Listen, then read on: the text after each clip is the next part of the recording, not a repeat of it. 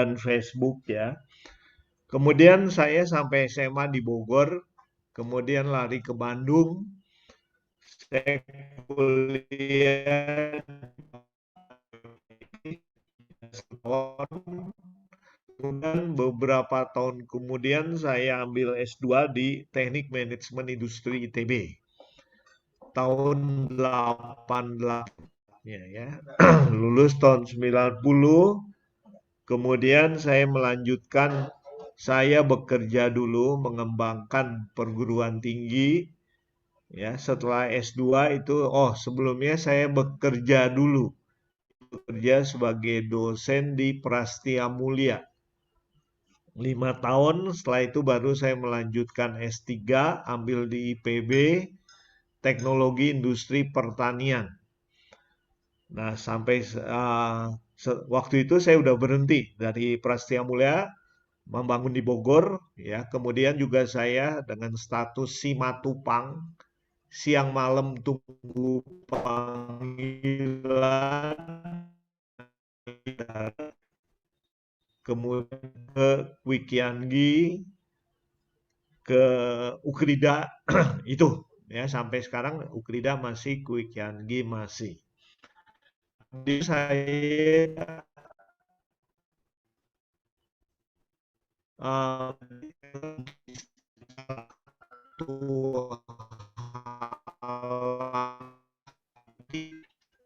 Suaranya nggak. Nah, ternyata langkah pendahulu, ya, ada langkah penutupnya ya, nanti kita singgung sedikit. Yang menemukan baca kilat itu Pak Agus Setiawan. Saya pernah ikut trainingnya, kemudian saya diangkat menjadi salah satu trainernya. Saya juga memberikan berbagai inspirasi dan saat ini juga menjadi fasilitator IBIMA. IBIMA itu Industry and Business Institute of Management. Ini juga bergerak dalam bidang teknologi industri, manajemen produksi, tetapi lebih banyak mengadakannya bukan sebagai perguruan tinggi, sebagai seminar-seminar terutama untuk kalangan pemerintah.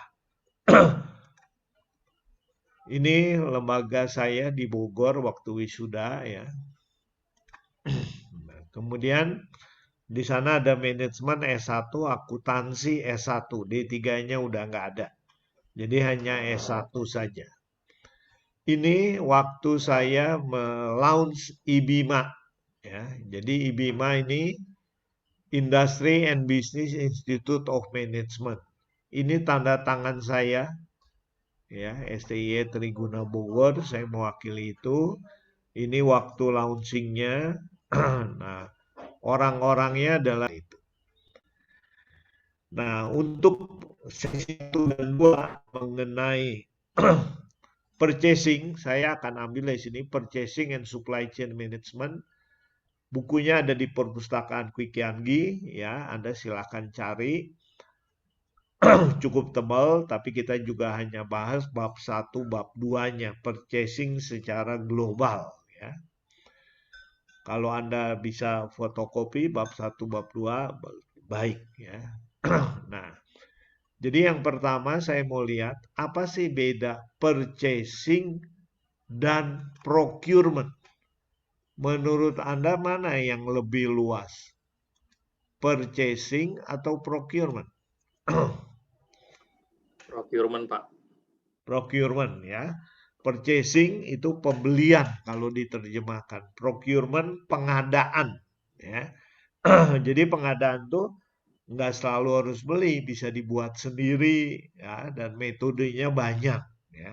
Nah, jadi betul procurement lebih luas ya.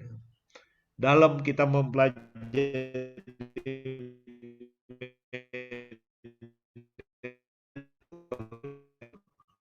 kalau yang terkait dengan pemerintahan ya. Tapi itu di luar bahasan kita. Kita lebih melihat ke pembelian, pengadaan, dan kemudian berbagai perkembangan teknologi yang terkait dengan itu. Tadi kalau saya lihat Anda kebanyakan campur ya, ada dari produksi, ada juga industri jasa, kurang lebih 50-50. Nah, nanti saya akan banyak menyinggung dua-duanya juga ya untuk kuliah-kuliah berikutnya. Nah, yang pertama, purchasing ya, dalam buku ini disebut purchasing atau disebut procurement sama aja. Ini adalah salah satu fungsi, salah satu bentuk manajemen ya yang melakukan suatu tugas tertentu. Biasanya yang kita kenalkan marketing, keuangan, menjadi purchasing management. Apa itu nanti kita lihat. Nah, purchasing sebagai suatu proses adalah suatu output.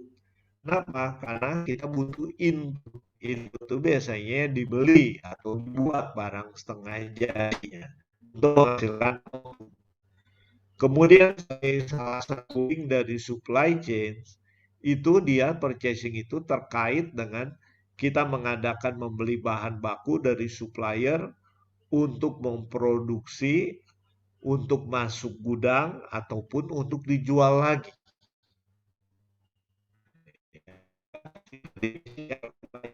Menghubungi supplier, beli bahan baku, diproduksi, beli bahan baku, disimpan, beli bahan baku untuk dijual lagi.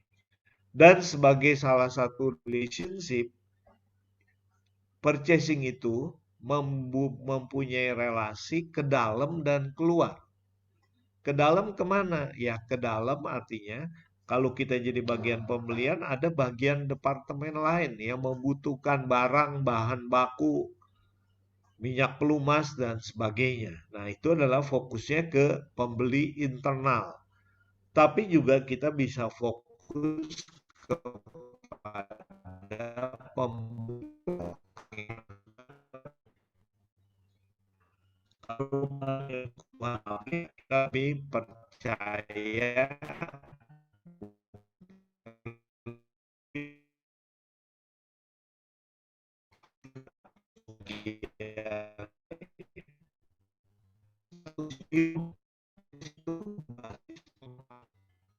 dengan berbasis pengetahuan atau apa sih itu?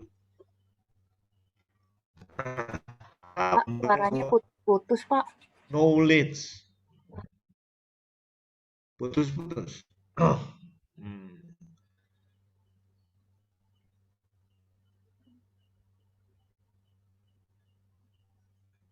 Internetnya mungkin terganggu. Oke, kalau gitu saya ngomong agak sedikit pelan. Apa itu knowledge, pengetahuan?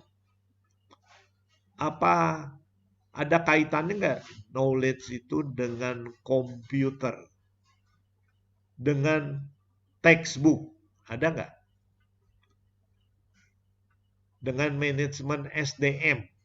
Nah, sekarang berkembang satu bidang ilmu namanya knowledge management.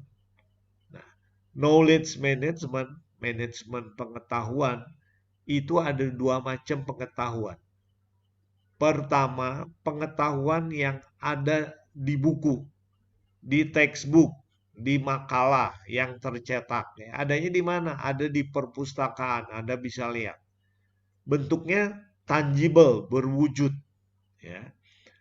Tetapi ada pengetahuan kedua. Pengetahuan kedua itu terkait dengan manajemen SDM. Yaitu maksudnya pengetahuan kedua itu ada di karyawan yang punya pengalaman. Nah, nggak kelihatan wujudnya. Kenapa? Karena di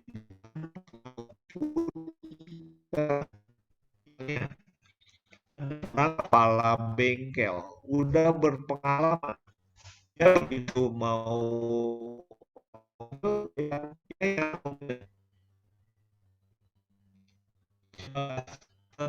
dia tahu oh ya rusak ya. Nah, hanya di share kepada teman-teman yang lain. Atau yang punya knowledge disuruh nulis buku, disuruh bikin film, video untuk ngajarin ke teman-temannya. Nah, knowledge perlu disebarkan. Karena kalau enggak, kalau orang itu meninggal, pengetahuannya hilang. Sayang sekali. Ya, itu. Nah, itu yang terkait dengan knowledge. Jadi, purchasing itu dia punya pengetahuan mengenai supplier, mengenai jenis-jenis bahan baku. Nah, dia punya relasi dengan supplier, itulah pengetahuan. Ya, bagaimana cara negosiasi dan sebagainya. Nah, itu sebagai suatu disiplin, ya, disiplin ilmu pengetahuan. Dan sebagai profesi, sekarang itu unsur yang bekerja di bagian pembelian makin penting. Manajer pembelian. Nah, itu dia harus punya skill, punya knowledge. Sebagai pengetahuan, ada basis pengetahuannya. Sebagai profesi, dia harus bisa negosiasi, harus bisa menentukan kebutuhan dan sebagainya. Nah, inilah pentingnya peran purchasing, ya. Makin besar, semakin dihargai pada masa sekarang ini. Pengertian, ya, dalam definisi klasik purchasing, membeli material dan kualitas yang tepat, dari sumber daya yang tepat, dikirim ke tempat yang benar, pada saat yang pas, dan harga yang pas. The right price. Bukan terlalu mahal, tapi bukan juga terlalu murah. Ya. Tapi dalam modern definition mirip, cuman kita lihat bedanya apa.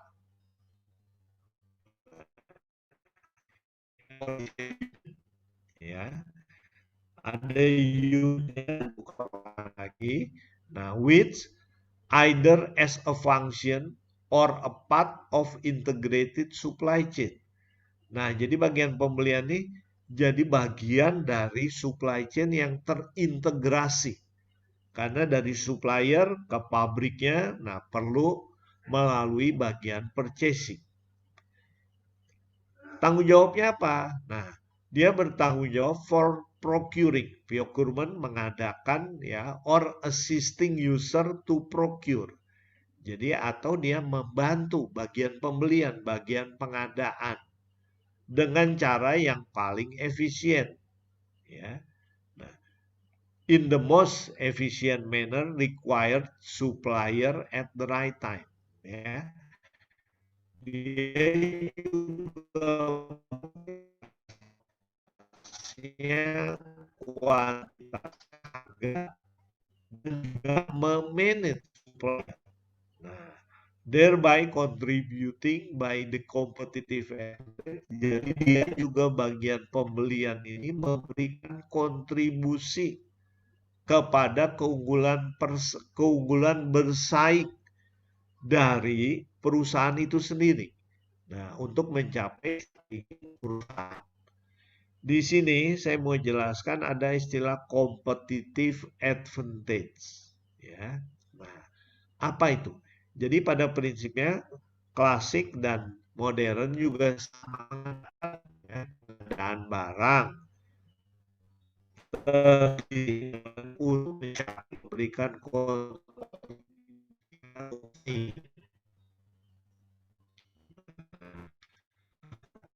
keunggulan bersaing. Keunggulan bersaing. Ada comparative advantage. Nanti Anda belajar di manajemen strategi. Saya singgung sedikit.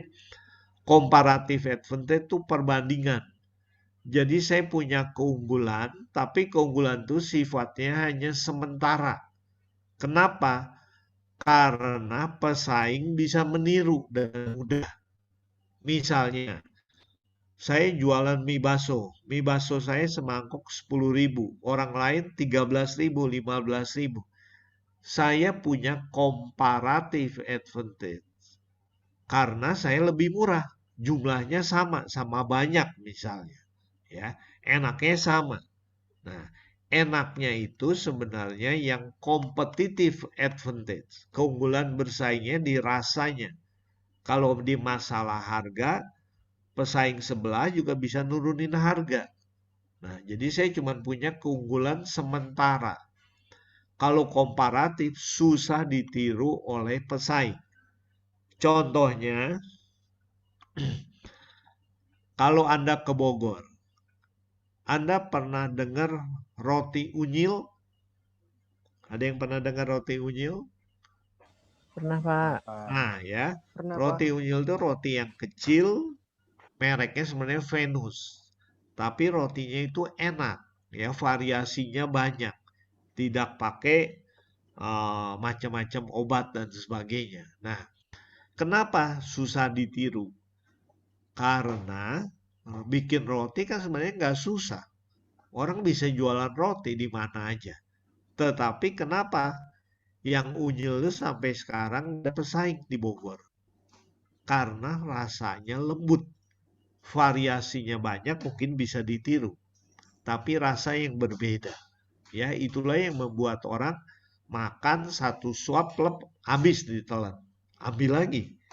Harganya tidak terlalu murah. Ya, rotinya kecil, mungkin harganya sekitar 2.000-an sekarang. Nah, itu jadi dia roti kecil dijual harganya maksimal. Kenapa? Karena dia punya keunggulan bersaing. Artinya, nggak ada yang nyamain dia. Kalau orang Bogor mau ke Jakarta, biasanya titip oleh temennya. Pak, tolong dong, saya nitip ya 50 roti unyil.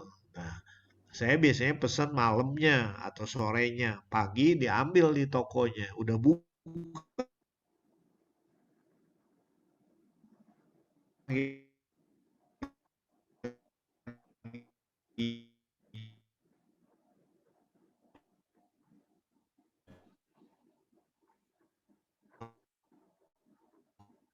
juga. Kenapa dia jualnya dulu harganya makin lama makin mahal, naik, naik, naik. Akhirnya harga premium karena nggak ada pesaing. Itulah kalau kita punya keunggulan seperti itu, kita tinggal mencetak keuntungan, mencetak laba. Ya, kenapa dicari orang produk kita? Ini. Nah, jadi bagian pembelian itu harus mencari bahan baku yang bagus, komponen-komponen yang utama supaya menghasilkan barang yang berkualitas sehingga punya keunggulan bersaing. Keunggulan bersaing dicari orang, kuantitinya meningkat, kemudian juga harga lama-lama bisa dinaikkan jadi premium. Contohnya barang-barang yang punya competitive advantage. Apa, Feby?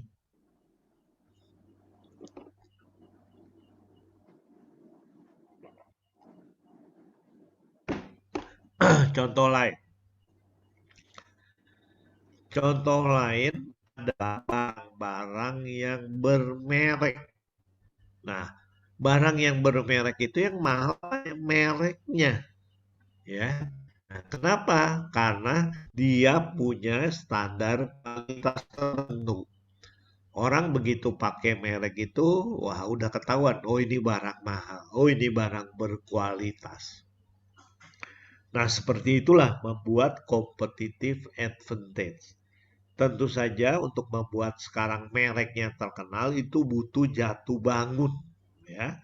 Untuk menciptakan bahwa merek ini dikenal bagus, merek ini harganya tidak murah, nah, karena dia sudah punya keunggulan bersaing. Silakan kalau ada pertanyaan lu sampai sini.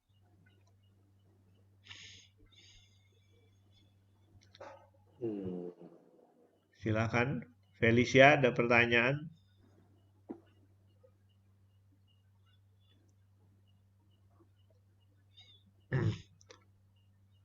Yang hadir cuma 13 ya. Padahal mahasiswa ada orang 14 sama 17. Oh, 14. Satu yang nggak masuk. Oke, kalau belum ada pertanyaan, saya lanjutkan. Nah, dalam manajemen pembelian yang penting itu apa? Efektif atau efisien?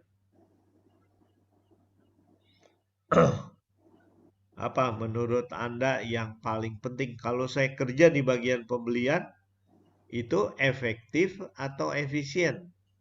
Yang perlu yang Dua-duanya, mana? Pak. Dua-duanya. Nah, apa efektif? Apa efisien? Kadang-kadang kita saling ketukar-tukar, ya. Nah, saya mau menjelaskan efektif dan efisien. Ini pengertian umum, tapi kadang-kadang kita dalam bahasa Indonesia sering tertukar-tukar, ya. Saya kasih contoh. Bunuh nyamuk dengan bom. Bunuh nyamuk dengan bom. Itu efisien atau efektif? Efektif, Nah, Pak. kita tahu efisien itu apa sih? Efektif. Karena nyamuknya mati.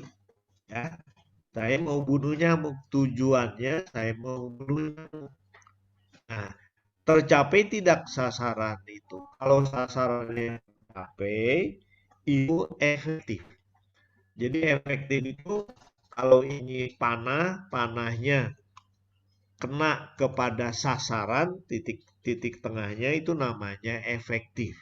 Ya, tepat sasaran. Efektif bahasanya tepat sasaran. Efisien tidak? Bunuh nyamuk dengan bom? Tentu saja tidak. Masa buat bunuh nyamuk aja beli bom mahal, ya, bomnya mahal. Kedua, rumah juga hancur, ya. Nah, itu namanya tidak efisien, pemborosan. Nah, ya, jadi kasus pertama bunuh nyamuk dengan bom efektif tapi tidak efisien. Contoh yang kedua, potong pohon di depan rumah saya ada pohon mangga, ya. Saya mau potong, tapi saya punya silet, potong pohon dengan silet. Efisien atau efektif atau dua-duanya atau tidak dua-duanya? Tidak dua-duanya, Pak. Tidak dua-duanya, Pak. Ya, tidak dua-duanya, ya. Kenapa? Karena saya mau potong pohon dengan silet, kira-kira berapa lama terpotongnya? Ya, mungkin berbulan-bulan. Kedua, efektif, ya. Kedua, supaya nggak beli gergaji pakai cukuran jenggot. Nah, apa yang terjadi? Maunya murah, efisien, tapi ternyata enggak. Karena baru potong 1, 2, 3 dengan siletnya patah. Saya beli lagi, ya. 1, 2, 3 tangan saya potong. Masuk rumah sakit, dijahit, buang biaya. Itu tidak efisien, tidak efektif. Jadi, efisien itu terkait dengan penggunaan bahan baku, input. Efisien terkait dengan input. Nyamuk, ngapain dibunuh pakai bom? Bom bukan buat membunuh nyamuk. Silet bukan buat menggergaji pohon. Jadi penggunaan sumber dayanya tidak tepat. Itulah tidak efisien. Efisien artinya tepat guna. Penggunaan sumber daya secara tepat. Sumber dayanya input. Kalau efektif, tepat sasaran. Ya, sasaran tercapai.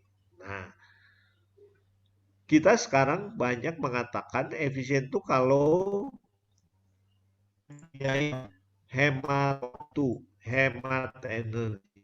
Ternyata Ya, demikian. Kalau ada orang misalnya, Pak, saya mau bangun jembatan. Jembatan ini saya borok 10 M.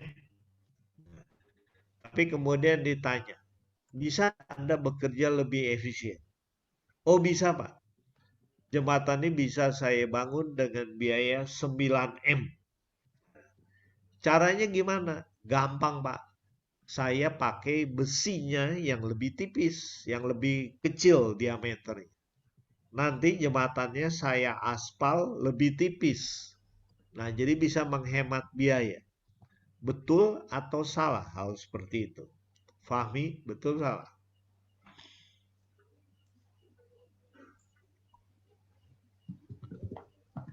Sepuluh M dihemat jadi Maaf Pak, putus-putus Pak. soalnya tidak.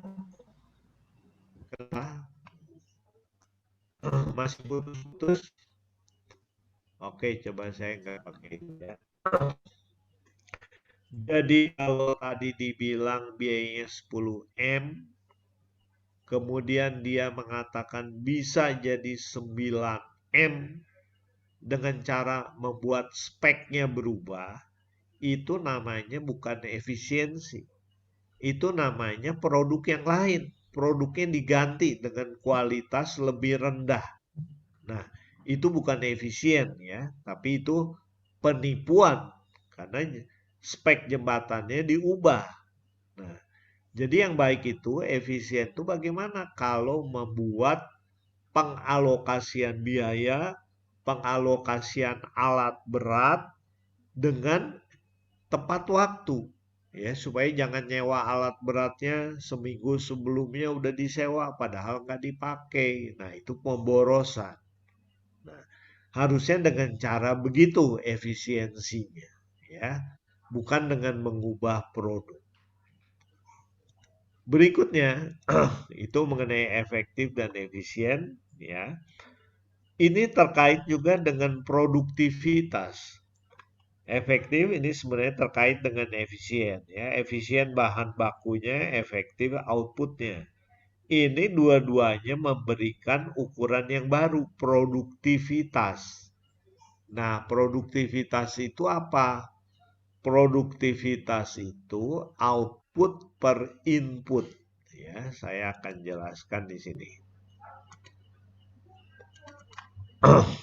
Ya, produktivitas itu adalah output dibagi dengan input. Nah, inilah produktivitas.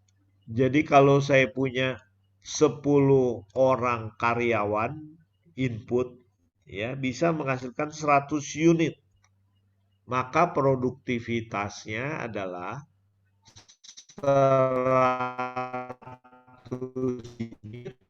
Jadi produktivitasnya adalah 10 unit per karyawan.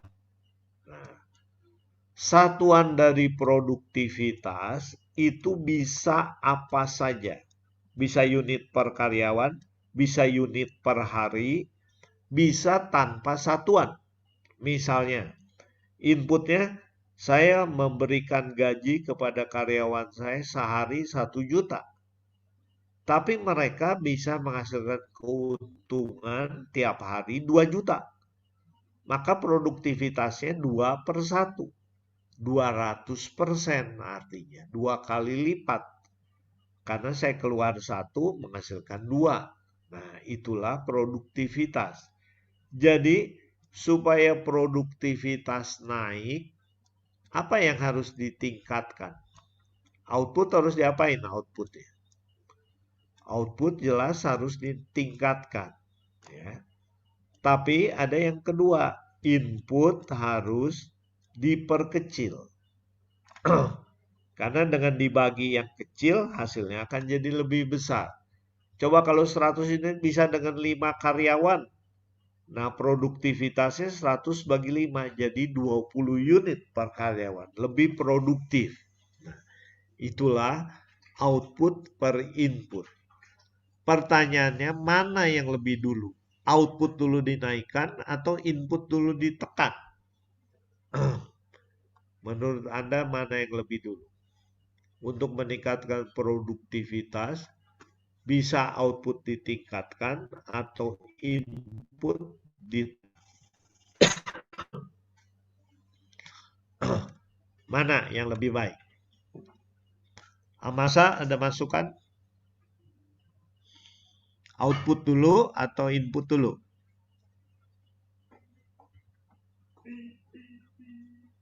Yosep, ada input? Ya Pak, Ya. kalau kita mau bicara profit yang lebih maksimal, harusnya output dulu Pak yang dimaksimalkan, baru kita memikirkan efisiensi dalam hal jumlah karyawan. Ya. Ya gitu Pak. Ya, itu pendapat Yosep. Ya. Dalam konsep manajemen Jepang, ya, output per input, yang kita harus konsentrasi pertama adalah input dulu. Kenapa? Karena input ada di dalam kontrol. Ya, jumlah karyawan, bahan baku dan sebagainya itu adalah wewenang intern perusahaan. Tapi kalau saya mau memperbesar output, wah di luar tuh ada pesaing. Ada konsumen yang belum tentu suka dengan produk saya. Nah, itu di luar kontrol. Jadi yang paling mudah dalam konsep manajemen Jepang, tekan dulu input. Ya, kalau inputnya udah efisien, nah baru kita tingkatkan kualitas untuk melihat keluar. Kalau kita melihat keluar tahu-tahu gagal, nah kita padahal udah gembor-gembor karyawan dan sebagainya, hancur perusahaan kita. Ya, jadi itu pendekatannya. Ya, mau lihat dari mana? Ya, menurut Jepang pokoknya semua dari yang bisa dikontrol, dari yang bisa yang dikendalikan. Ya. Itu ya, Yosep. Ya Pak. Oke, berikutnya. Nah, ini procurement. Ya. Apa sih ini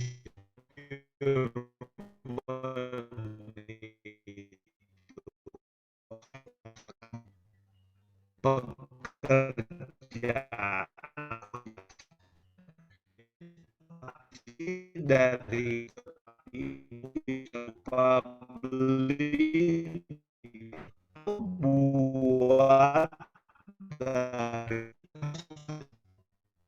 industri di dalam sendiri atau beli dari pihak luar. Itulah yang dimaksud dengan procurement, pengadaan. Ya. Nah, the process span the whole life cycle from identification of need. Jadi prosesnya meliputi apa? Meliputi identifikasi kebutuhan, through to the end sampai ke akhir dari penggunaan dari umur ya, useful life, umur dari suatu aset. Nah, ya itu meliputi apa? Meliputi keputusan beli atau buat. Nah, menurut Anda lebih mudah membeli atau lebih mudah membuat? Bima Sakti, lebih mudah membeli atau membuat? Kalau menurut saya kalau lebih mudah membeli, Pak.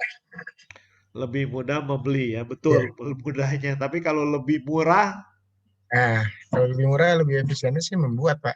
Lebih murah dia. ya. Nah, jawabannya Bima, belum tentu. Belum tentu membuat lebih murah. Kalau saya sekarang waduh di rumah saya mau bikin meja belajar. Waduh, daripada nyuruh orang kurang bagus dan sebagainya, udah saya mau bikin sendiri.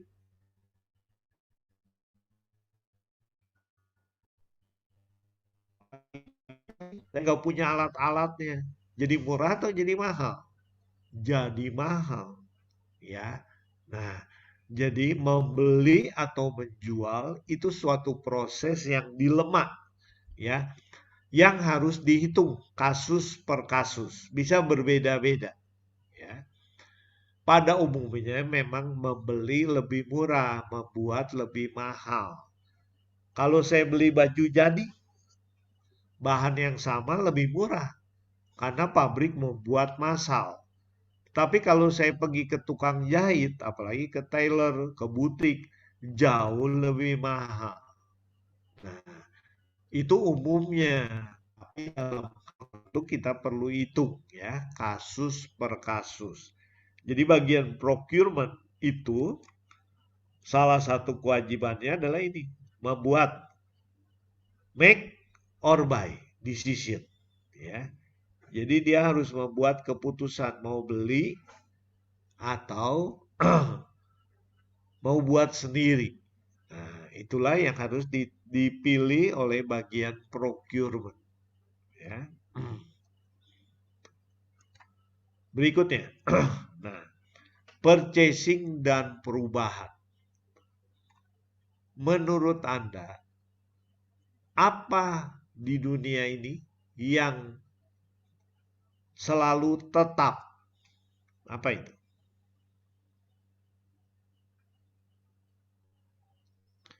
Ada nggak yang tetap di dunia ini?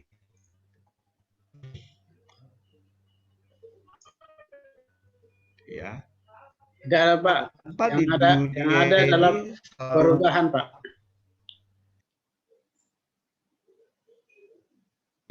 ya. Yang tetap adalah perubahan. Perubahan itu tetap terjadi. Kenapa? Setiap hari rambut saya tambah panjang. Ya, mungkin sekian mili. Besok tambah panjang. Itu tetap terjadi. Ya, nah, jadi yang tetap terjadi adalah perubahan karena selalu terjadi. Di dunia ini yang lain berubah. Sekarang kita lihat industri 4.0. Ya, waduh nanti tenaga manusia digantikan, mungkin betul. Tetapi pasti akan muncul pekerjaan baru. Contohnya pekerjaan baru yang sekarang yang dulu tidak dibayangkan, misalnya banyak orang sekarang mencari uang sebagai YouTuber. Ya, dulu ngapain sih, apa sih YouTube itu? Nggak populer, nggak ada. Nah, sekarang orang membuat video, tempat digunakan oleh YouTube untuk pasang iklan, ya. Pemasang iklan bayar ke YouTube, kita dapat persentasenya. Kalau YouTube kita populer, punya banyak subscriber, banyak pengunjung yang menyukai isi video kita, ya. Nah, perubahan selalu terjadi. Di mana itu perusahaan-perusahaan yang besar? Nggak usah susah-susah. Dulu perusahaan handphone yang Anda kenal, ada handphone sejuta umat, itu Nokia. Ya, Nokia. Sekarang kemana Nokia? Nokianya masih ada, tapi produknya nggak laku. Ya, sudah ketinggalan, sudah jadi mahal. Nah, Nokia kalah sama BlackBerry. BlackBerry sekarang kemana? Udah hilang juga. Ya, kalah sama Android. Nah, itulah perubahan yang terjadi. Jadi kalau kita nggak berubah, maka kita akan mati. Change or die. Nah, jadi Anda perlu siap berubah. Ya, artinya dengan Anda belajar ambil S2 ini, Anda siap berubah, mengantisipasi perubahan. Tetapi perubahan yang kita antisipasi itu harusnya bukan perubahan saat ini, tapi perubahan 2 tahun lagi, 3 tahun lagi, 5 tahun lagi. Sekarang saya lihat, nanti kalau saya lulus 2 tahun lagi, tenaga seperti apa yang dibutuhkan? Nah, saya sudah belum mengarah ke sana. Nah, kalau belum, Anda siap diri sekarang. Ya, belajar memperdalam hal-hal seperti itu. Ya, jadi sudah mengantisipasi masa depan. Jadi bukannya, waduh sekarang yang paling banyak dulu saya kuliah itu jadi apa? Jadi dokter, jadi insinyur. Yang nggak tahu dokter insinyur itu apa.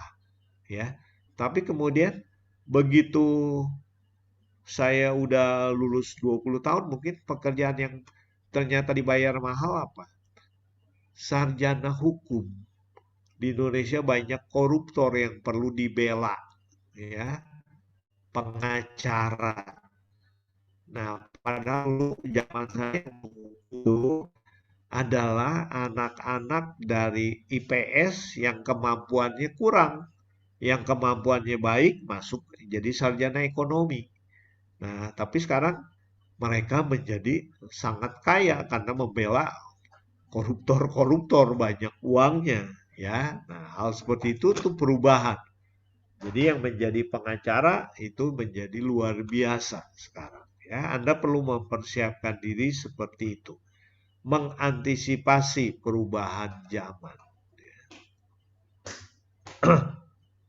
Suara saya masih terputus-putus nggak? Udah mulai lancar, Pak. Udah mulai lancar ya. Tapi kalau terputus-putus juga saya nggak bisa apa-apa ya, karena internet semuanya. Ya jaringan. Paling saya mempelan suara saya supaya semoga semuanya lancar ya. Putus-putus lagi, Pak. Nah, kita lihat purchasing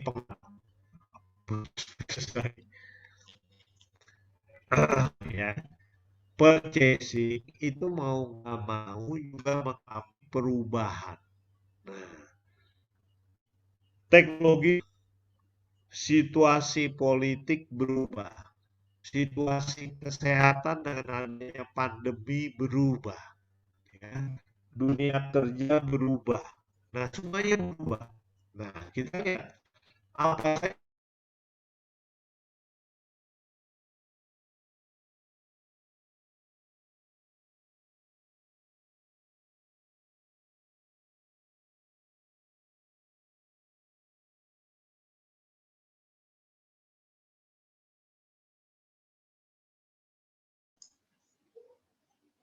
Putus ya? Putus ya.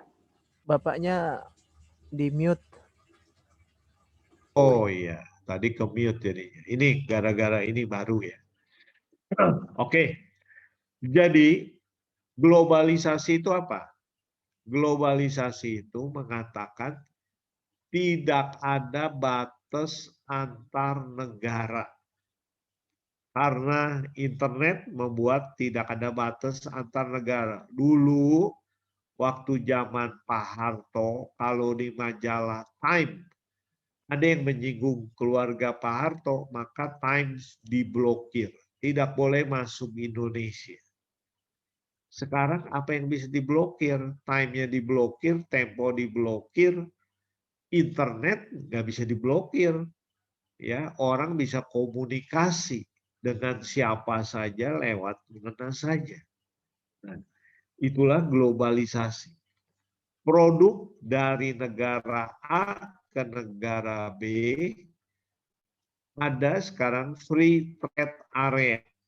Misalnya AFTA, ASEAN Free Trade Area. Itu ASEAN itu menjadi kawasan perdagangan bebas. Produk dari Indonesia bisa masuk ke Malaysia tanpa pajak. Ya, dari Indonesia 100, ya harga di Malaysia 100 plus ongkos transportasi. Karena perusahaan juga mau ada keuntungan, ada transportasi. Nah, tapi nggak bisa. Oh, ini barang Indonesia dikenakan pajak 30%. Udah nggak ada lagi. Jadi kita bersaing bebas kecuali cost-nya. Ya. Tenaga kerja juga sama. Tenaga kerja dari Filipina, dari Singapura, yang boleh dibilang lebih lancar berbahasa Inggris, mereka bisa masuk ke Indonesia, bersaing dengan Anda, alumni Indonesia. Nah, jadi mana yang dipilih perusahaan tergantung. Kalau mereka memang lebih mengarah ke luar negeri, ya karyawan-karyawan yang memahami bahasa Inggris memiliki nilai jual lebih tinggi. Nah, karena itu Anda pun jangan salah, harus memiliki nilai jual. ya supaya malahan Anda bisa bersaing di Malaysia, di Filipina dan di India juga, ya itu. India juga berbahasa Inggris kebanyakan, ya mereka juga maju dalam bidang komputer IT. Ya. Ini yang pertama, globalisasi. Kedua, dampak dari IT. Nah, IT itu tadi membuat dunia makin kecil, makin sempit karena perkembangan teknologi. Kecepatan internet makin tinggi, 4G, 5G. Nah, yang 5G itu 1000 kali lebih cepat dari 4G. 4G 1000 kali lebih cepat dari 3G.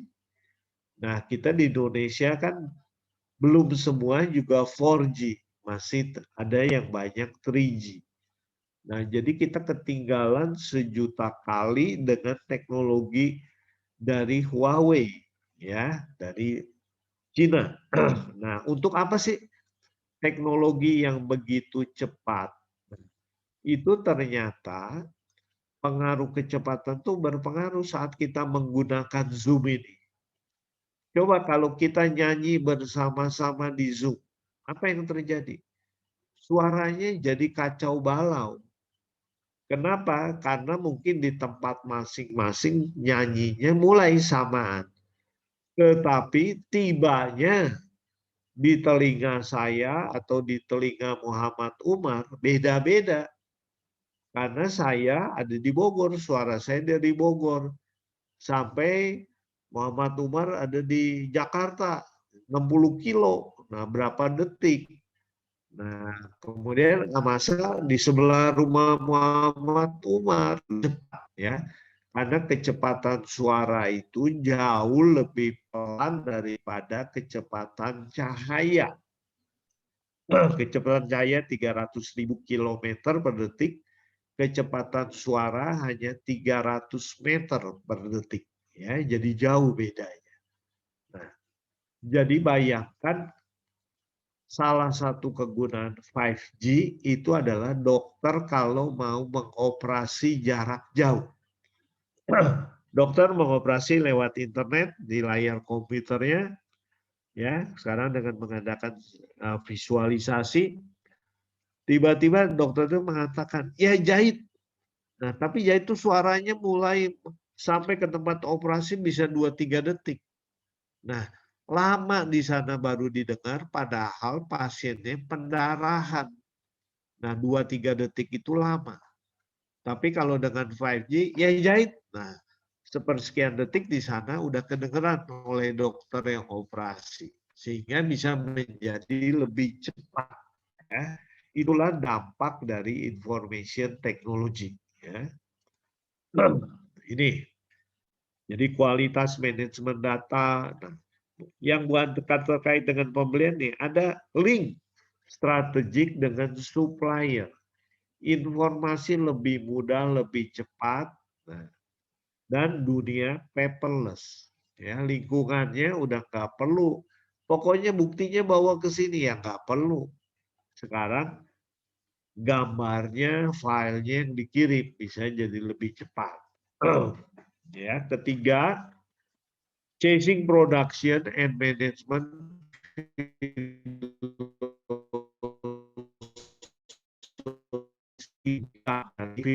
produksi yang chasing itu yang manajer. Maksudnya, kalau perusahaan A punya keunggulan, tadi competitive advantage, perusahaan B nggak mau kalah, mau bikin sesegera mungkin. Nah, itulah chasing, mengejar. Ya, mau dia juga memperbaiki produknya, memperbaiki kualitasnya.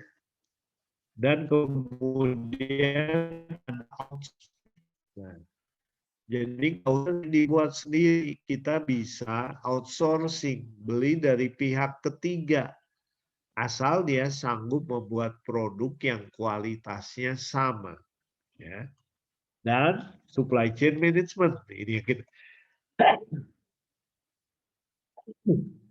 yang kita pelajari. Ya. Jadi bagaimana kaitannya supplier dengan pembeli, purchasing, itu menurut Anda, kalau saya punya supplier, lebih enak satu supplier atau lebih punya banyak supplier? Menurut Anda lebih banyak yang mana? Lebih baik yang mana? Banyak, Pak. Banyak supplier. Supaya apa, Michael? Ada perbandingan harga. Ada perbandingan harga. Supplier kita bisa adu ya. Kalau yang ini kurang bagus, suka terlambat. Nah, udah kita pindah aja ke sana.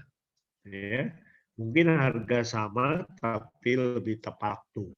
Atau mungkin lebih murah, ya, dan sebagainya. Nah, pada umumnya kalau kita biasa yang masih tradisional, kita mengatakan lebih enak pakai banyak supplier. Nah, ini berbeda dengan konsep manajemen Jepang. Ya, Astra, Toyota, Honda, itu mereka memiliki supplier yang dijadikan mitra. Ya, jadi mereka bekerja sama. Contohnya begini. Pabrik motor Honda, ya, pabrik motor Honda itu dia punya supplier atau pihak ketiga lah ya, rekan kerjanya yang di pabrik itu tugasnya hanya mencet tutup aki motor. Tutup akinya aja. Nah, tutup akinya dikirim ke Honda Astra Motor, dulu di Sunter, cuma dipasang, udah beres. Nah, tetapi pekerjaan itu ternyata nggak mudah. Jadi gimana? Warnanya harus persis sama. Kedua, kebutuhannya harus tepat waktu tibanya. Sehingga itulah yang muncul konsep just in time. Ya, salah satu konsep manajemen Jepang adalah just in time. Jadi maksudnya begini, kalau motor Hondanya mau dibikin jam 7, maka bannya, ya, tutup akinya itu harus tiba di beberapa saat sebelumnya. In time, bukan on time. Kalau on time jam 7 tepat jam 7. Nah itu udah terlambat, nggak mungkin. Jadi in time itu, oke, pabrik akinya tutup aki ini tiba di Sunter, kita mau produksi jam 7, kamu boleh tiba 7 kurang 15 sebelumnya. Nah, keuntungannya buat pabrik Honda apa? Nggak perlu punya gudang. Kenapa? Karena tutup aki ini harus ditaruh di gudang. Nah, tapi sekarang saya butuh jam 7 seperempat jam sebelumnya, truknya baru datang. Nah, udah langsung dipasang. Uang juga tidak mati karena datang hari ini ya dibayar misalnya bulan depan. Tergantung perjanjian. Nah, itulah konsep manajemen Jepang ya, yang mengatakan bahwa kita harus in time dan kita harus membina supplier. Jadi kalau tadi banyak supplier, kalau kita dia nggak mau turun, kita beli ke supplier B. Itu namanya membinasakan supplier. Ya. Nah, jadi kalau konsep Jepang membina supplier. Jadi mereka juga nggak akan menekan harga serendah-rendahnya. Kenapa? Karena kalau suppliernya mati, perusahaan itu pun kerepotan. Beli barangnya di mana? Nah, jadi yang prinsip mereka adalah win-win solution. Kita menang, dia pun menang. Atau minimal dia merasa menang. Ya. Jadi win-win. Nah, supaya dia bisa hidup, kita juga hidup berkembang. Gitu. Ya. Nah, inilah konsep dari manajemen Jepang yang terkait dengan supplier, dengan rekanan. Ya. Begitu, Michael. Ada masukan, Michael? Belum ada, Pak. Yang lain silakan kalau ada pertanyaan dulu. Ya. Supplier memang di Jepang juga bukan hanya satu, tapi ada beberapa, tapi nggak banyak.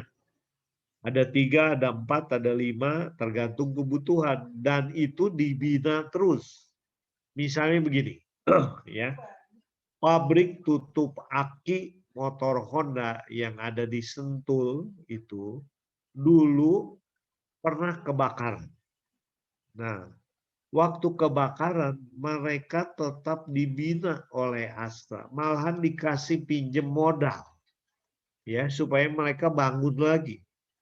Kalau mereka ada kesulitan dikasih bimbingan secara teknis ataupun manajemen, gimana cara ngecat yang tidak banyak cacatnya dan sebagainya. Nah, itulah yang dimaksud dengan kemitraan, ya. Jadi saling membantu, saling menguntungkan.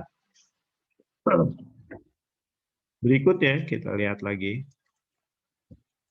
Ya, tadi itu perubahan. Nah, purchasing in the future. Nah, di masa depan gimana sih? Pasti peran purchasing itu makin penting. Kenapa? Karena pertanyaan supplier dari luar negeri masuk, ya. Jadi bagaimana kita memilih supplier? Memilih pesaing juga bukan memilih, ya, menghadapi pesaing. Nah, ini jadi makin punya unsur strategik yang semakin penting. Ya. Kedua, ada aktivitas dalam level taktikal yang bisa diotomatik. Apa bisnis pekerjaan yang bisa diganti komputer? Coba Anda pikirkan.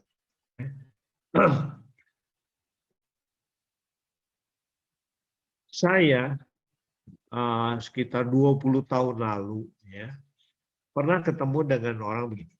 Orang itu terhadap teknologi mengikuti perkembangan, ya. Sound system dia ikuti, komputer dia mengikuti juga. Nah, tetapi dalam bidang usahanya dia mengatakan, saya tidak bisa menggunakan komputer. Nah, tidak bisa menggunakan komputer. Karena apa? Nah, ini juga cukup mengagetkan. Bidang dia adalah tukang jahit, tailor. Ya, tailor. Kalau tailor, saya waktu itu bikin jas ke dia, saya diukur. Diukur, dia catat manual. Ya, di buku catatan manual. Tiba-tiba dia mengatakan, waduh Pak Agus, beratnya udah tambah 5 kilo.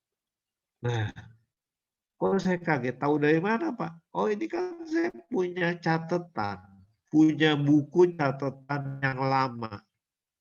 Pak Agus bikin jas sekian tahun yang lalu, ukurannya ini. Nah, saya lihat perutnya udah tambah. Nah, 5 cm. Nah, itu. Jadi dia punya sistem database pengkodean yang bagus.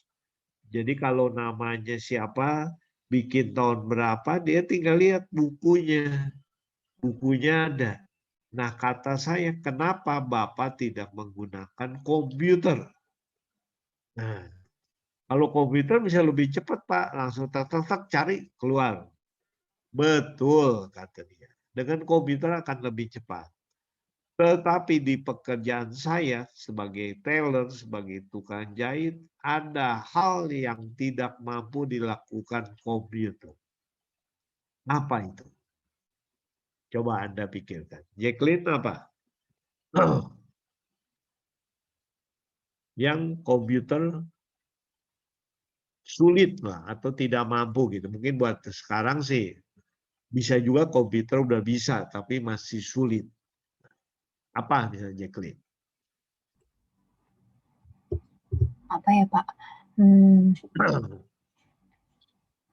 Kalau modelnya bisa disimpan nggak? Kalau dulu mungkin gambarnya susah, sekarang ada scanner, ada foto, gampang kan? Ya, modelnya bisa disimpan, mau kayak gimana bisa. Nah, apa yang tetap tidak bisa? Jacqueline suka bikin baju? Nggak pernah sih, Pak. Beli ya. Iya, beli. Nah, apalagi Yosep bisa kasih input? Apa ya? Pendekatan personal kali Pak ya? Pendekatan personal bukan. Itu tidak bisa Ini dilakukan komputer. ya, tapi bukan itu. Ini adalah yang terkait dengan bisnisnya. Jadi bukan dengan, ya itu juga terkait dengan bisnis ya, tapi ini maksudnya dengan penyimpanan datanya.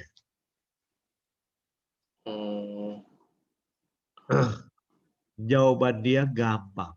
Ya, ternyata saya sebagai tukang jahit, saya harus tahu bahan ini ketebalannya gimana, kehalusannya bagaimana. Itu yang nggak bisa disimpan di komputer. Sehingga di bukunya kan selalu tukang jahit kan ada potongan motifnya kan. Ya, potong sedikit ujungnya. Nah, itu untuk apa? Untuk dia pegang. Oh, tahu ini bahannya tebalnya sekian, kasarnya sekian. Kalau di foto aja, kata dia, yang kita tahu cuma coraknya, warnanya. Nah, ketebalannya, kehalusannya tidak bisa dideteksi. Nah, itu dengan alat peraba. Nah, itu yang belum bisa dengan komputer. Ya, nah betul juga itu. Ya. Nah, sekarang bisa nggak alat peraba menyimpan? Wah, siapa ini Fahmi rambutnya kribo, kribonya kelebatannya seperti apa? Nah, atau nggak usah kribo lah, rambutnya tebal tipis. Nah, ketebalannya seperti apa? Nah, itu juga kalau nggak dipegang kan susah. Ya. Kalau minyak wangi, aromanya bisa disimpan nggak di komputer? Tidak juga, yang bisa disimpan tuh kalau aromanya udah dikasih kode, yang disimpan kodenya aja. Tapi aromanya nggak bisa. Nah, sebenarnya manusia punya 5 panca indera. Ya.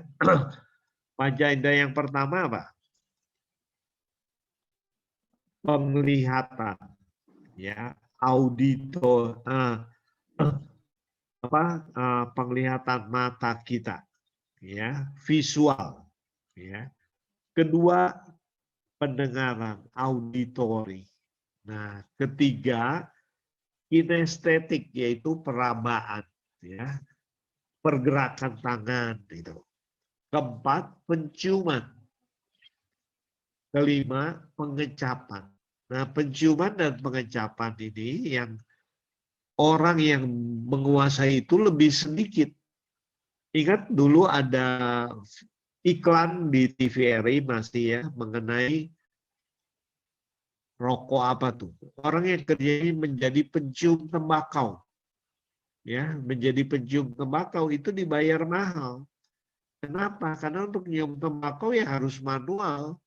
Nggak ada mesin, nggak ada alatnya. Dia harus bisa bilang, oh tembakau ini cocok apa enggak untuk saya beli. Ya, karena tembakau untuk gudang garam, tembakau untuk jarum kan berbeda. Ya, itu membuat rasanya juga berbeda selain aroma-aroma lainnya. Ya, nah, itu yang membuat saya mendalami NLP. Ya, NLP itu Neuro Linguistic Programming. Neuro itu syaraf. Linguistik itu syaraf, neuro itu otak. Ya.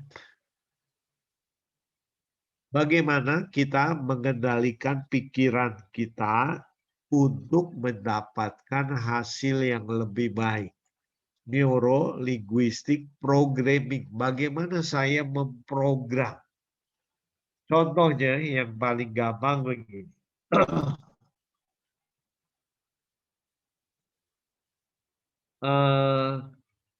otak kita sering berkata, ya, kata begini dulu. Pertama gini dulu ya, saya akan kasih 2 contoh.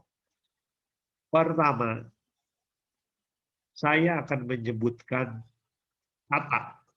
Kemudian saya akan bertanya apa yang muncul di pikiran Anda. Ya, itu. Ilham, ya, yang lain-lain, saya akan sebutkan satu kata. Mickey Mouse. Mickey Mouse. Kata kedua, SBY. SBY. Apa yang muncul di kepala Anda waktu saya bilang Mickey Mouse? Dimas, apa yang muncul? Tikus, Pak. Disney, Pak. Tikus. Disney. Apalagi, Amasa muncul apa? Ada kaitannya Pak, dengan kartun. tikus. Kartun, ya. Nah, macam-macam. Ya, yang kedua SBY munculnya apa? Presiden. Presiden, Presiden. mantan Iya. gitu ya. Kedua apa? Bukan. Partai Demokrat. Bisa apa? Mungkin Surabaya. kaitannya apa? Surabaya. Surabaya. SBY bisa berarti Surabaya.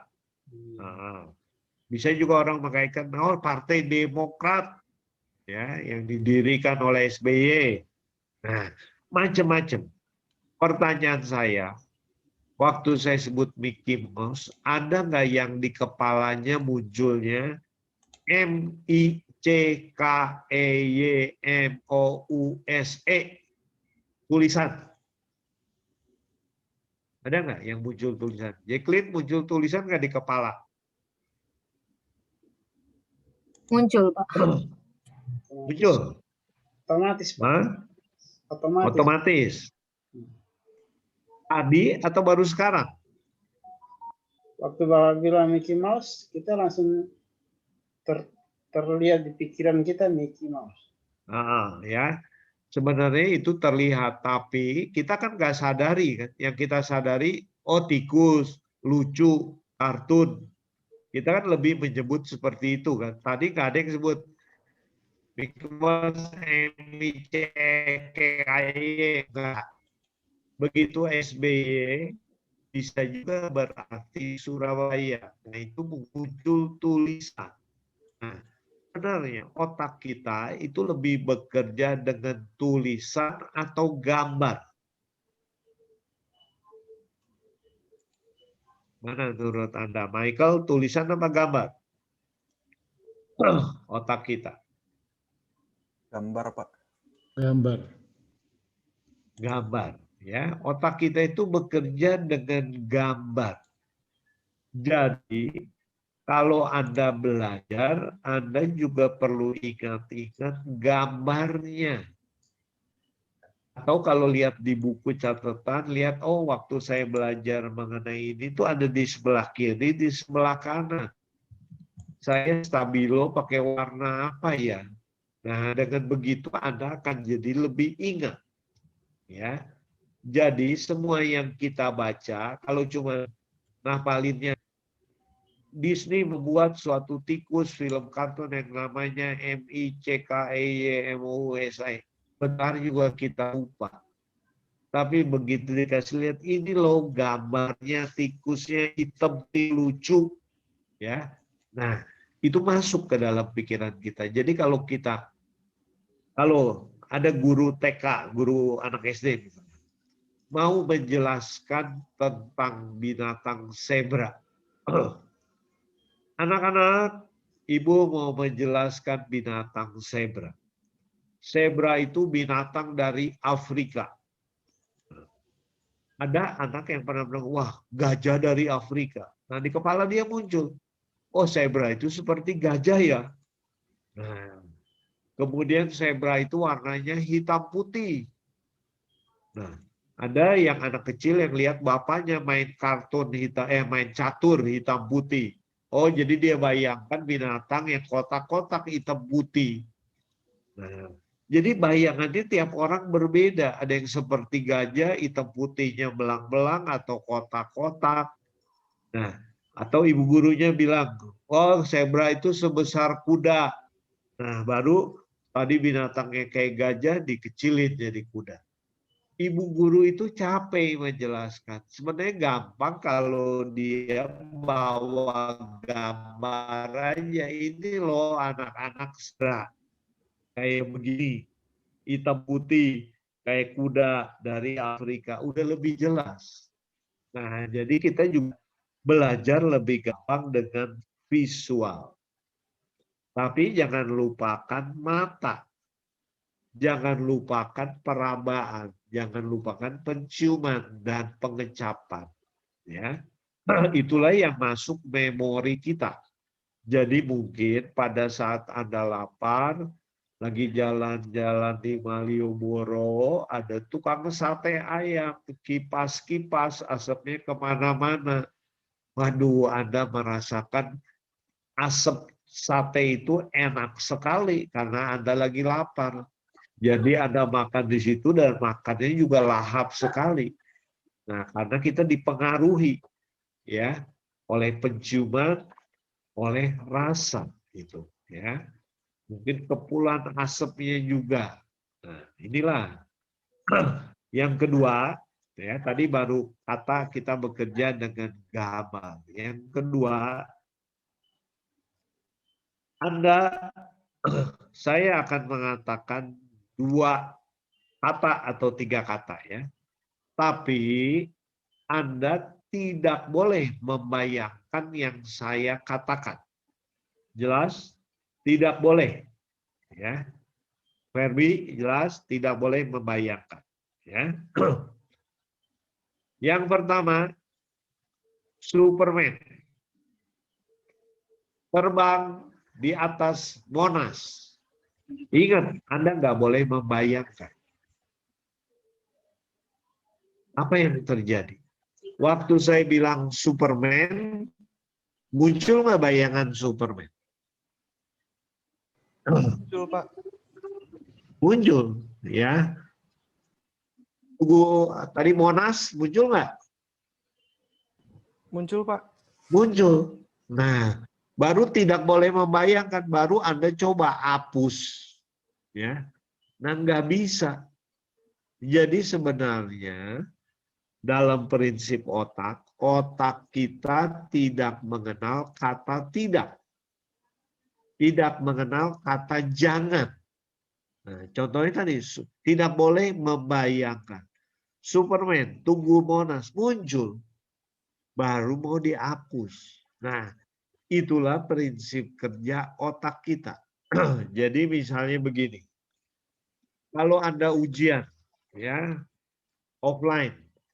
Nomor 1 kerjain soalnya. Wah, gampang, bisa Pak, kerjain. Nomor 2 nggak bisa lewat. Nomor 3 nggak bisa lewat. Nomor 4, waduh bingung juga. Di bawahnya ada tulisan. Dilarang menyontek. Apa kira-kira yang Anda lakukan? Tadinya asik kerja mikir sendiri nggak bisa. Dilarang menyontek. Seolah Anda diingatkan tentang menyontek.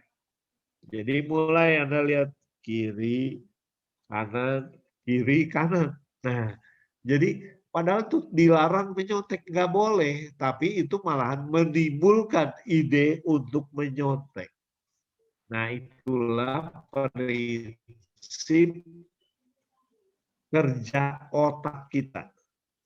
Jadi kalau Anda mau berkata kepada orang, masa kelihatannya kamu sakit ya? Kalimat ini salah. Kelihatannya kamu sakit itu untuk mengingatkan Amasa kepada sakitnya. Oh iya, kemarin saya kehujanan Pak, gak enak badan nih. Nah, itu mengingatkan, itu salah yang ngomong gitu. Harusnya kita ngomongnya, Amasa kelihatannya Anda kurang sehat ya. Nah, jadi jangan langsung sakit, tapi kurang sehat. Tidak sehat. Nah, tidaknya hilang. Yang ke dalam pikiran bawah sadar amasa itu adalah sehatnya.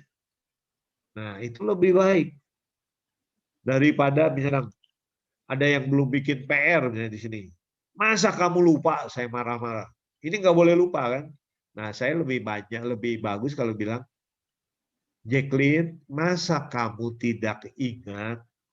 Nah, tidak ingat. Jadi tidaknya hilang, yang masuk ingatnya. Nah, itu suatu omongan bawah sadar untuk yang mempengaruhi otak. Ya, itu sedikit refreshing kita. Ya. Nah, ada pertanyaan mengenai ilmu tentang otak, banyak lagi nanti ya. Kita kadang-kadang nggak tahu. Kita anggap itu mah biasa. Nah, padahal itu perlu dipelajari. Ya. Nah, ada ilmunya untuk mempelajari itu. Ya. Jadi namanya NLP, Neuro Linguistic Programming, ilmu tentang otak, atau disebut juga psikologi instan. Nah, biasanya orang belajar psikologi untuk mengenali manusia. NLP itu singkat, nggak usah bertahun-tahun. Beberapa bulan cukup, sehingga Anda tahu prinsip orang itu, oh suka begini nih, artinya apa. Nah, itulah psikologi instan. Ya, oke, nanti kita lihat contoh-contoh lain. Nah, saya lanjutkan kembali. Nah, ya, purchasing in the future tadi yang otomatis tadi adalah pakai komputer, tapi indera perabaan, penciuman, pengecapan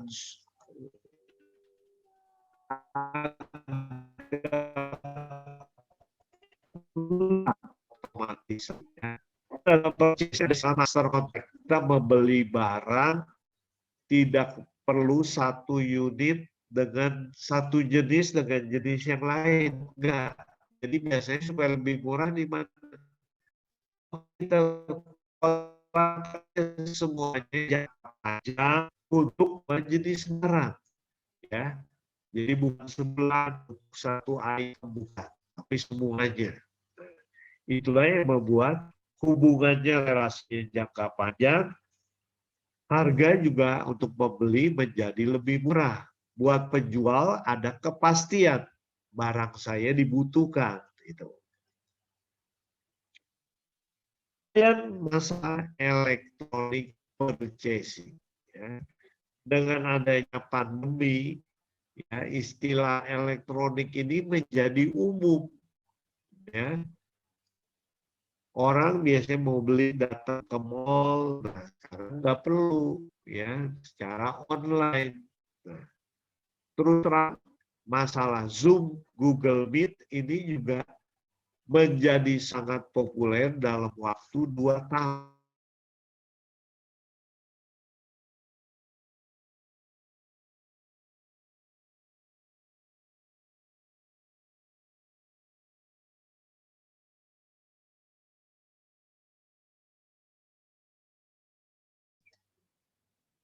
Ya, oke, sekarang bisa dengar lagi.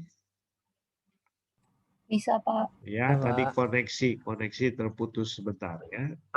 Nah, itulah yang dikatakan tadi elektronik. Kita mulai familiar dengan Zoom. 2 tahun yang lalu, awal 2020, saya juga nggak kenal Zoom.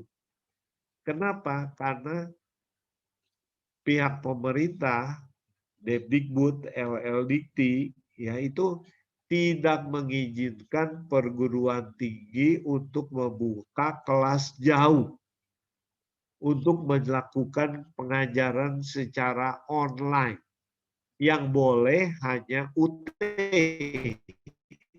Universitas. Itu adalah kita disuruh lakukan work from home. Nah, itulah yang membuat kita tiba-tiba teknologi kita meloncat 20 tahun ke depan.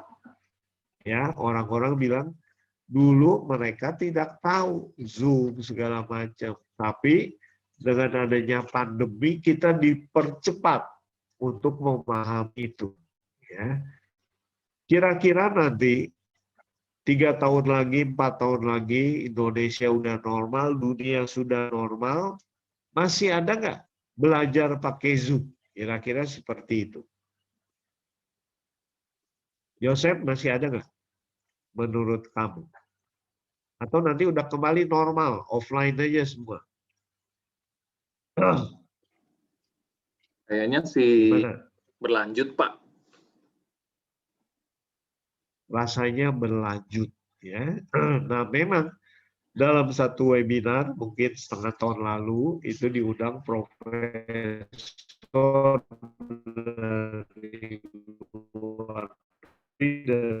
dari mana? Ya, gimana nih online kalau udah sembuh dunia? Ya pasti kita tidak akan meninggalkannya. Kita udah biasa online, kita juga akan belajar online dan offline. Itulah namanya hibrid, ya. Jadi dipadukan. Nah, mungkin kalau sekarang online aja buat kita yang manajemen tidak terlalu masalah, masih bisa dipelajari. Tapi yang repot itu untuk bidang teknis, untuk bidang kedokteran gigi, nah itu bingung. Prakteknya gimana? Prakteknya nggak bisa di depan komputer cuma liatin aja karena butuh keterampilan tangan. Nah, hal seperti inilah yang mau nggak mau nanti perlu di-combine. Ya. Kita dengan belajar online ada masalah, tapi juga ada enaknya. Ya, saya mengajar ke Quick Yanggi, biasanya dulu kalau datang ngajar hari Jumat apalagi ya ngajar sampai jam 9 setengah 10 pulang sampai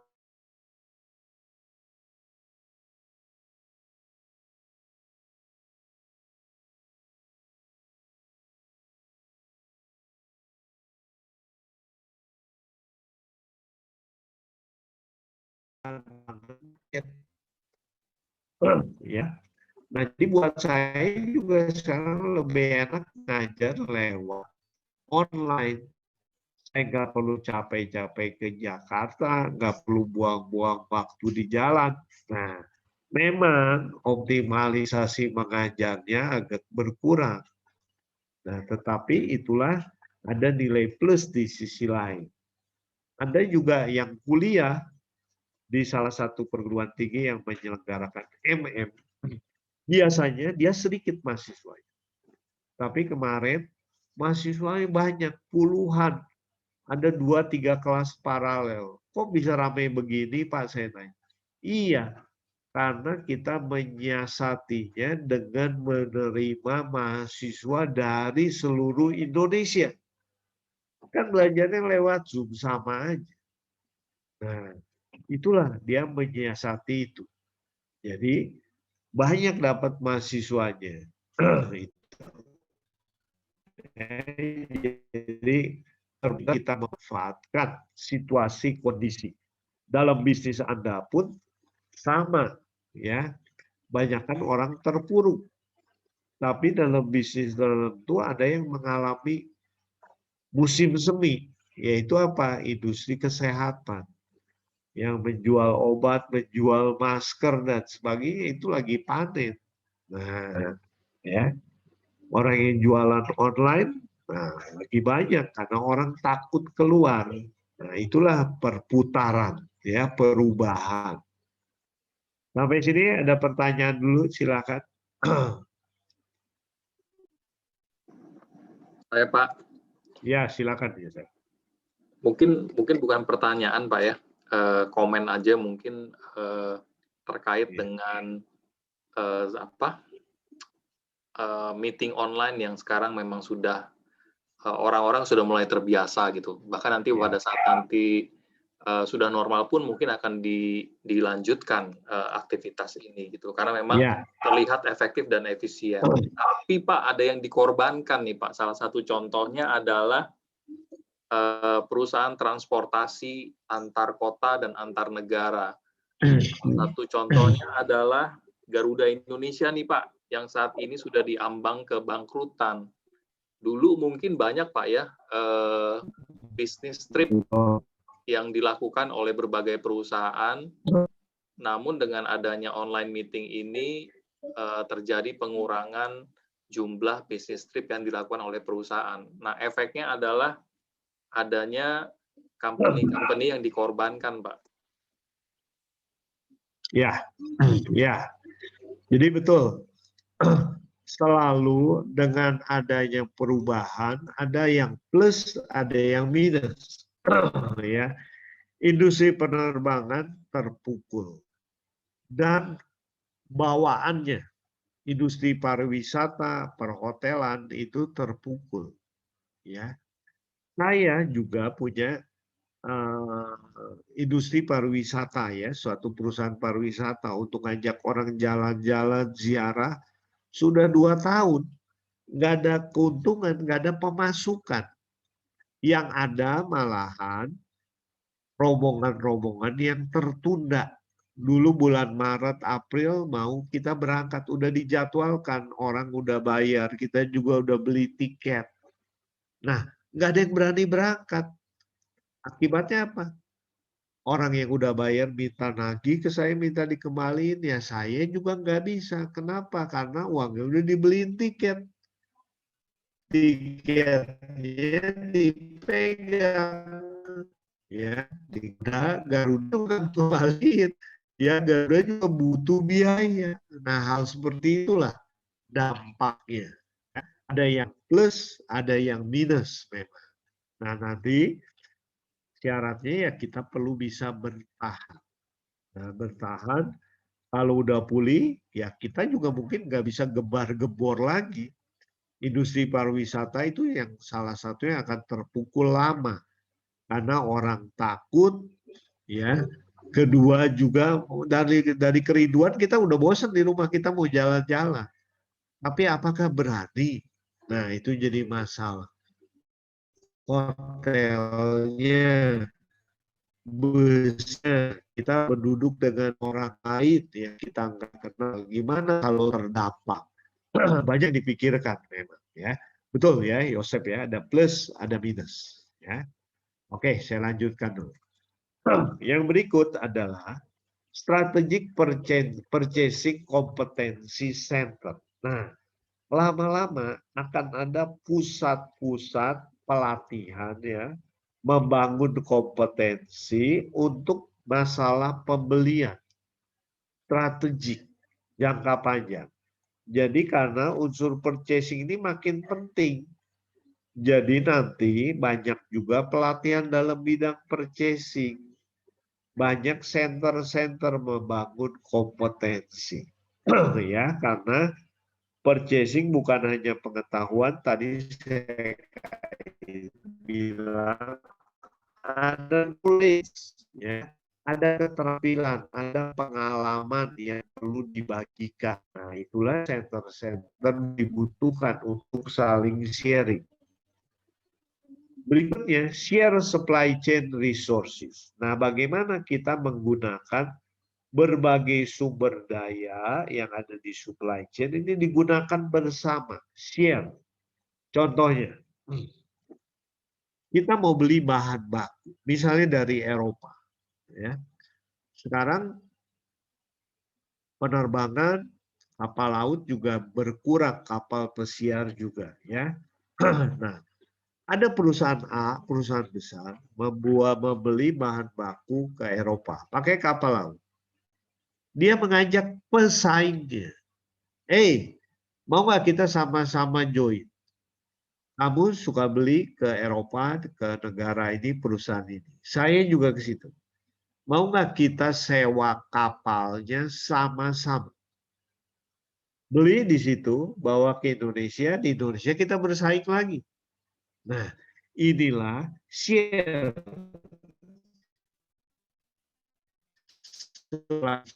resource. Kenapa mau nggak mau untuk penghemat?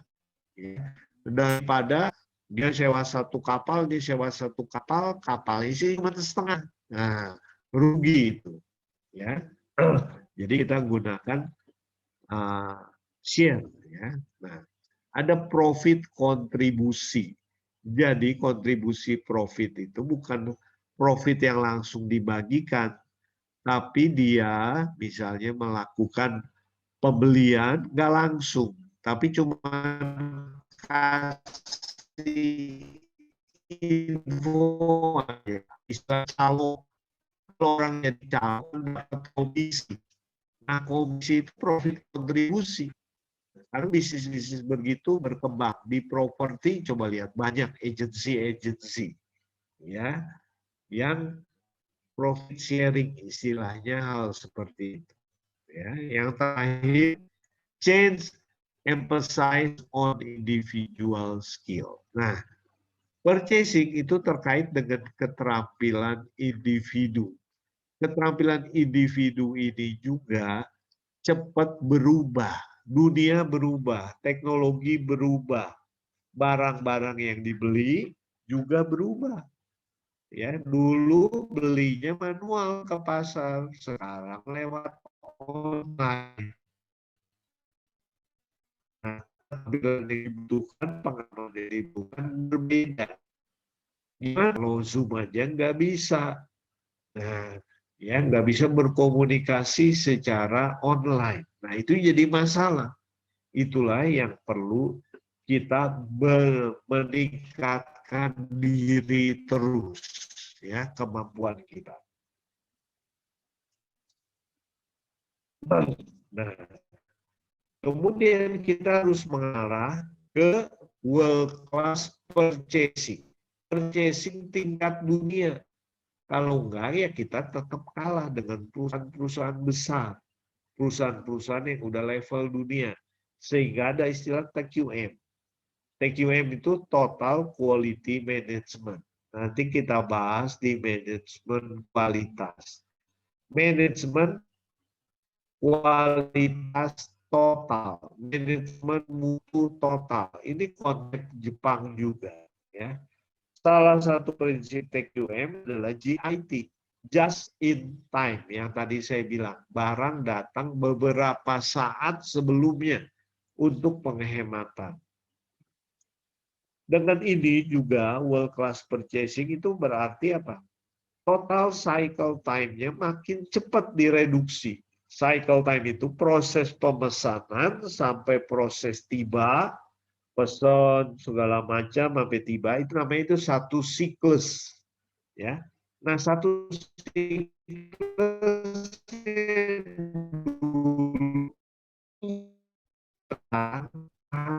mungkin di tempat lain 3 jam. Nah, inilah yang harus direduksi. Sekarang coba lihat di pemerintahan prosedur-prosedur menjadi lebih cepat. Ngurus KTP, bikin paspor itu jauh lebih cepat. Nah, cycle time-nya diperkecil. Nah, itulah yang kita pun harus memberikan servis layanan lebih baik, lebih cepat. Ya. Long range planning. Jadi dalam membeli kita perlu membuat perencanaan jangka panjang. Jadi bukan hanya pembelian untuk satu kali beli, bukan hanya untuk 1 bulan, tapi mungkin untuk 1 tahun atau 1 semester. Itulah yang tadi sistem blanket, ya, sistem kontrak, dengan perencanaan jangka panjang. Kemudian juga ada supplier relationship engineering. Engineering ini rekayasa, ya. Rekayasa hubungan dengan supplier. Jadi direkayasa, dibuat supaya menjadi baik, menjadi jelas, menjadi ada aturannya. Itu yang maksud rekayasa. Jadi dengan supplier, pembeli, pabrikasi itu perlu punya hubungan yang sudah diatur. Ada aturan mainnya, ada SOP-nya, ya. Kalau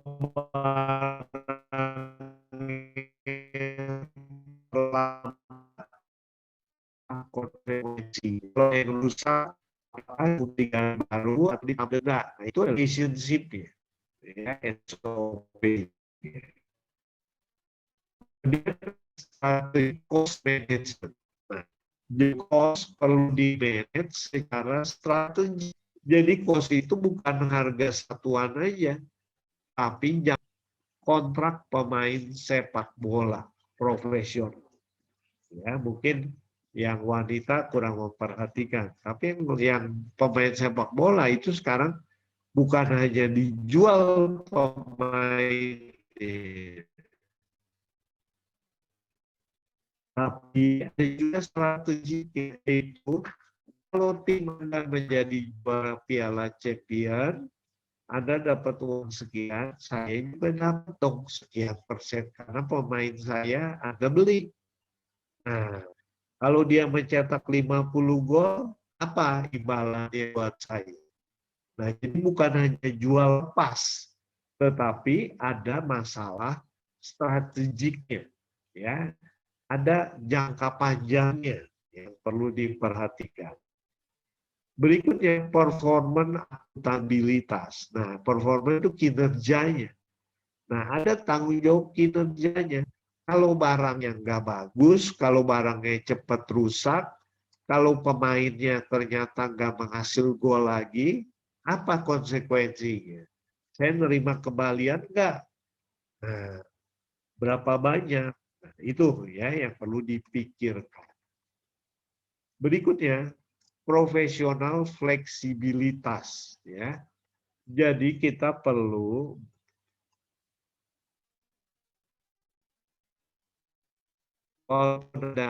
dapat juga perlu memiliki fleksibilitas. Ya, jadi fleksibilitas itu sesuai dengan situasi kondisi. Ya, pengembangan dan fleksibilitas secara profesional. Jadi kita nggak bisa menebak masa depan. Sekarang orang ini dibutuhkan, nanti dibutuhkan nggak? Nah, kita perlu tadi ada strategi cost, ada fleksibilitas. Dan menuju purchasing world class itu ada service excellent. Jadi bagaimana kita bisa bersaing dengan perusahaan lain untuk kita memberikan layanan yang terbaik, ya, yang memuaskan. Kemudian ada CSR, Corporate Social Responsibility, bahwa barang yang kita beli ini limbahnya seperti apa? Ada limbah yang berbahaya enggak? Masalah lingkungan. Itu ada kan, ada ISO 14000. Sistem manajemen lingkungan. Kalau orang beli kayu dari Indonesia, nggak bisa Indonesia babat hutan kirim. Enggak. Nah, apakah hutan ini ada penghijauannya? Enggak. Nah, itu ada CSR-nya. Ya. Masyarakat sekelilingnya dibantu enggak? Nah, ya ada tanggung jawab sosial. Inilah semua yang dimiliki oleh bagian pembelian perusahaan level dunia. Jadi bukannya beli untuk sendiri, tapi juga membangun masyarakat sekitarnya, tidak menimbulkan dampak yang berbahaya dan limbah-limbah. Ya. Terakhir kita lihat ini, status dari purchasing and supply chain management. Ya, yang pertama, statusnya itu dipengaruhi oleh apa? Oleh power, ya, oleh kekuasaan, oleh kemampuan of purchasing to enhance profitability. Jadi memang ada pesan yang mengatakan kita harus ke profitabilitas kita terus meningkat. Ya, jadi gimana saya perlu menguasai pasar, perlu membeli yang murah, yang banyak. Sehingga dulu ada apa itu sistem penjualan cengkeh. Waktu itu Tommy Soeharto, waktu zaman Pak Harto ya, BPPC ya. Kalau nggak salah itu Badan Pengendalian. Tapi itu sih memang karena memang presiden punya power. Nah, ini power yang lain ya, power dalam level perusahaan.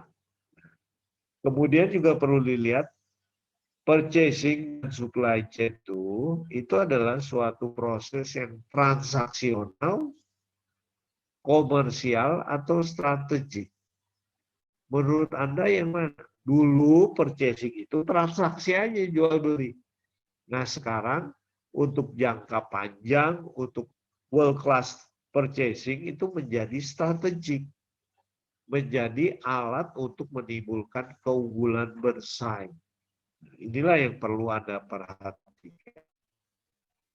Dan membeli barang bukan dikatakan oleh pembeli dan yang butuh saja. Tapi ada persepsi dari influencer.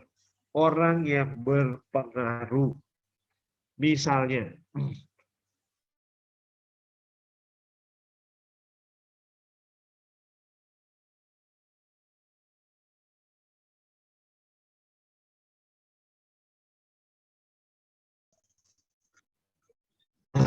saya misalnya sekolah SD, TK. Saya promosinya ke siapa? Jelas ke orang tuanya. Tapi promosinya ke bapaknya atau ke ibunya? Menurut Anda kemana? Siapa yang influencer? Siapa yang mempengaruhi? Siapa yang belinya? Yang keluar uangnya?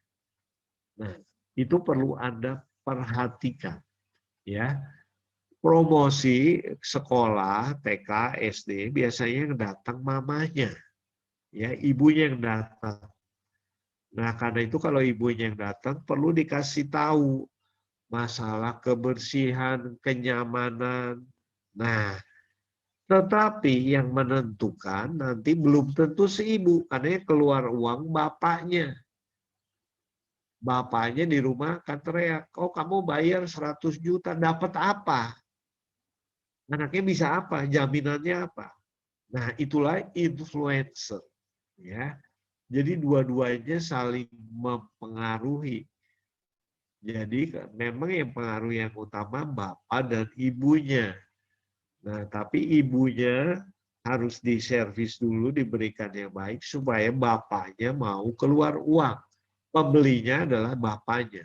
Influencernya ibunya. Ibunya kan mengaruhi, enak loh di sekolah sana, nyaman suasananya dan sebagainya. Gitu. Ya. Jadi tadi kita harus perlu memperhatikan beli barangnya belum tentu hanya pemakainya, tapi ada yang mempengaruhinya. Ya. Aktivitas akademik dalam purchasing. Sekarang lihat di banyak pelajaran mengenai supply chain, ya, purchasing. Nah ini menjadi aktivitas akademik. Ada teori-teori, ada pengembangannya, ya, ada pengetahuan dan skill keterampilannya. Nah inilah yang perlu dikembangkan terus. Nah gimana masa depan? Nah perlu kita tebak masa depan ke arah mana? Penjualan global. Penjualan secara elektronik, banyak pesaing, banyak pembeli, banyak supplier. Nah itulah yang akan nanti menjadi teori-teori baru dalam bidang purchasing. Ya. Satu hal terakhir saya mau memperlihatkan ini. Istilah leverage. Leverage itu apa?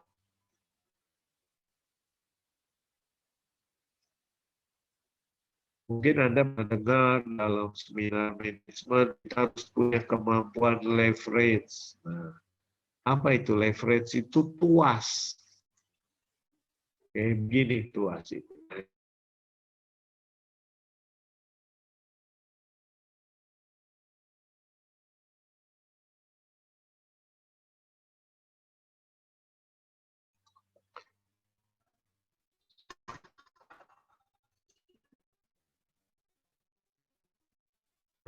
Itulah yang disebut leverage.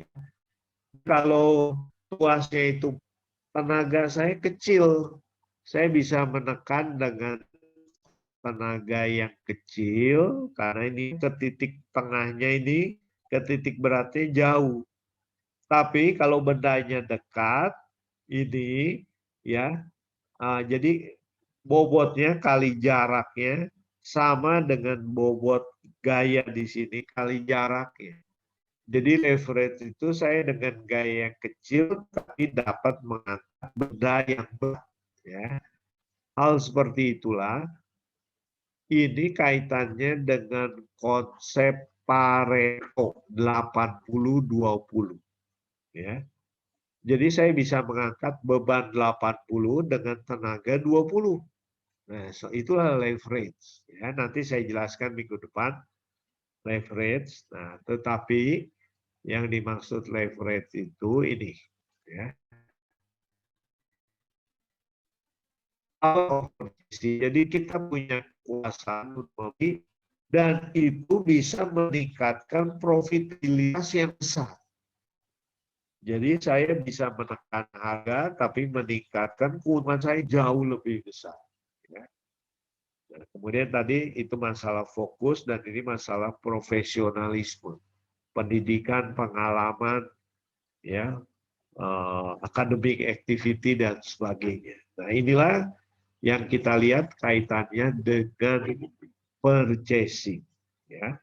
Minggu depan saya akan mengajak Anda melihat bagaimana beberapa faktor yang terkait dengan kualitas dan kemudian bagaimana kita membicarakan satu tools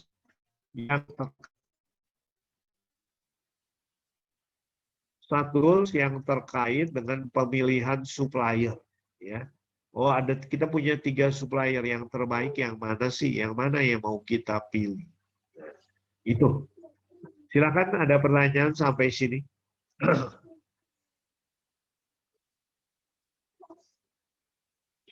Dimas, ada pertanyaan? Belum, Pak. Ilham? Belum, Pak. Untuk minggu depan ada PR kecil. Ya, PR kecil. Anda tuliskan, ya cukup 1 halaman atau ya kalau perlu 2 halaman, diketik aja ya. Tolong ditulis pertanyaan pertama. Tuliskan kegiatan purchasing di perusahaan Anda. Kalau tadi ada yang belum bekerja, pilih aja 1 perusahaan. Ya. Yang punya saudara Anda, punya om Anda, yang kalau bisa yang Anda ketahui. Gimana proses purchasing di perusahaan itu. Ya. Kedua,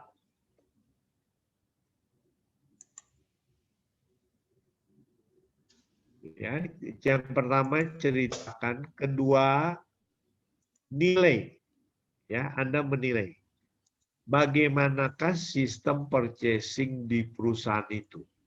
Apakah sudah baik, sudah luar biasa, atau masih terlalu manual? Ya. Anda jelaskan dengan kata-kata. Bukan hanya jawab baik, jelek, bukan ya, tapi ada penjelasan. Ketiga, bagaimana usaha Anda untuk meningkatkan purchasing di perusahaan, usaha untuk memperbaikinya. Nomor 1, kita bicara faktanya, ceritakan. Kedua, Anda nilai baik, buruk, jelek, bagus. Ketiga, untuk meningkatkan usaha apa yang perlu Anda lakukan. Tadi kita udah lihat, ada world class, ya, ada beberapa kendala tadi, persaingan, IT, ya, globalisasi. Nah itu coba Anda kaitkan. Ya, tugas kecil itu ya, cuman ya 1-2 halaman, ya mungkin juga kurang dari 1 halaman. Ya. Sudah jelas? Jelas, Pak. Ya, oke. Kalau Jelas, gitu Pak. nanti tugas itu mah di email aja ya. Tadi email saya kan udah ada kan, udah dicatat? Belum ya? Kalau belum, saya tuliskan email saya di sini. Agus.guenawan, jadi nggak usah ke Moodle. ya di email aja, jadi Anda lebih gampang juga @gmail.com.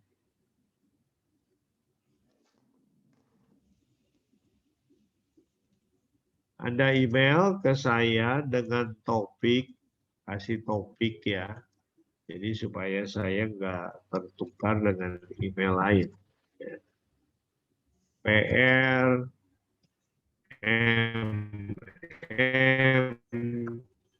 Weekend 1 ya. PLMM Weekend Strip 1. Mau ntar malam dibuat langsung kumpulkan silakan. Ya, paling lambat minggu depan ya.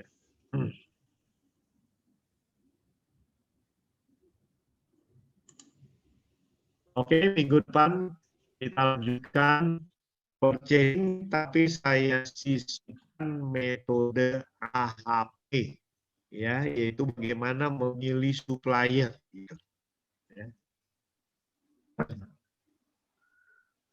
Silakan kalau masih ada pertanyaan, ada Pak, usulan. mau nanya Pak. Maaf, tadi kita terlambat ya, jadi sekitar.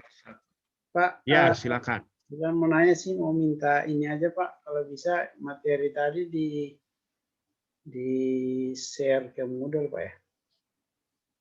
Ya, jadi PowerPoint saya nanti bagikan, kemudian juga apa ini rekaman juga kan Anda bisa lihat ya. Iya. Jadi Pak. selalu saya siapkan PowerPoint tuh Anda boleh copy nanti ya.